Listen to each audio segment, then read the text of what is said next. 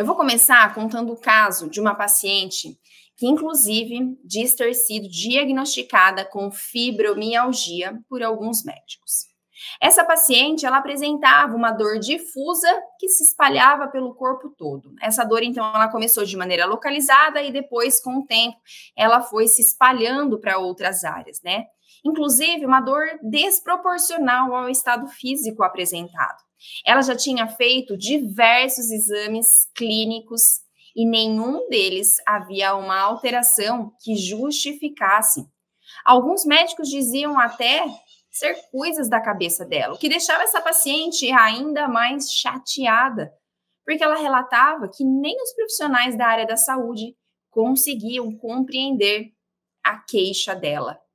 Ela até falava: parece que eu estou mentindo sobre a minha dor, mas é uma dor incapacitante. Muitas vezes eu não consigo subir e descer as escadas da minha casa.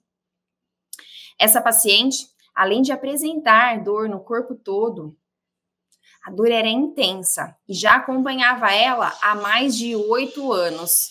Ou seja, uma dor crônica que estava sendo tratada somente via medicamentosa. Para piorar esse quadro clínico, a paciente não fazia absolutamente nada de atividade física fazia anos. Em um caso como esse, obviamente, pensar em apenas uma única sessão seria insanidade. Focar somente nos pontos dolorosos seria outra insanidade, afinal, doía o corpo todo. Então, enquanto ela relatava a história de tudo que havia feito de tratamento e também sobre o uso do medicamento e aonde doía, já fui arquivando algumas informações importantes. E também questionando ela sobre alguns hábitos do estilo de vida, né? E o que mais me chamou a atenção durante o meu questionamento foi quando eu perguntei à paciente como era a alimentação dela. Inclusive, ela me disse que era ótima, que se alimentava super bem e comia de tudo. Eu não me dei por contente e pedi então para que ela me descrevesse como era o café da manhã, o almoço e o jantar. E todas as refeições, né? E olha que detalhe pertinente ela me disse. Ela disse que ela comia frutas sempre depois do almoço e jantar. Então ela ia lá, pegava uma laranja ou um morango, mas que ela costumava comer essas frutas com bastante sal. Isso se repetia também no jantar. E o sal, ele é um dos alimentos que estão associados às doenças crônicas, o que além de ajudar na retenção de líquido, agrava o quadro dela, ainda mais sendo que essa paciente não pratica nenhuma atividade física. Arquivei essa informação e segui, né? E a paciente continuou com seu relato sobre a alimentação, me disse que ainda que na maioria das vezes ela comia amendoim com Coca-Cola no jantar. Pasmem, parece mentira, né? Mas sim, esse tipo de história aparece todos os dias no consultório. Só que essa paciente, ela não via problema na alimentação dela. E aí você deve estar se perguntando, mas Karen, eu sou fisioterapeuta, eu não tenho nada a ver com a alimentação do meu paciente. Sim, eu entendo a sua pergunta, mas físio, você só consegue indicar para uma área mais capacitada quando você sabe todo o histórico desta paciente.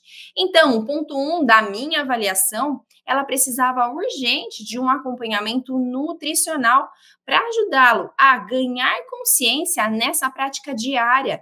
E isso ajudaria nos resultados das sessões que ela iria fazer comigo.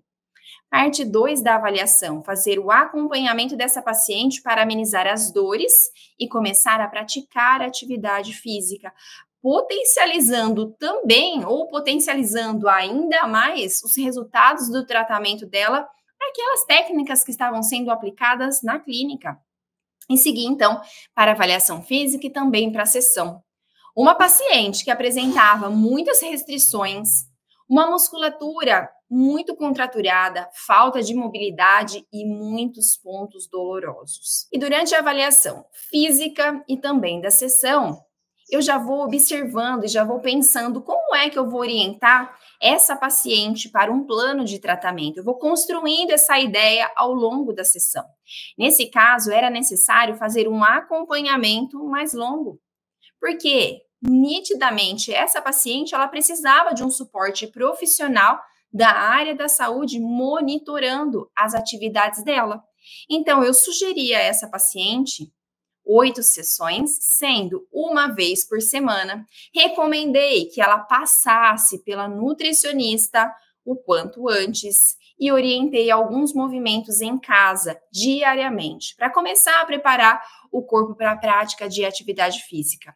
E assim, disse a essa paciente que a razão deste tratamento de 8 sessões era para que ela voltasse, então, a se movimentar melhor durante o dia a dia, para que ela conseguisse subir e descer as escadas da casa dela e ainda tivesse mais qualidade de vida com os netinhos que ela tanto relatava ali durante uma conversa informal.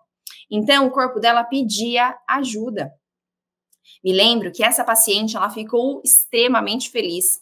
Até me disse que pela primeira vez parecia que algum profissional entendia o que ela sentia e que ela seguiria as recomendações.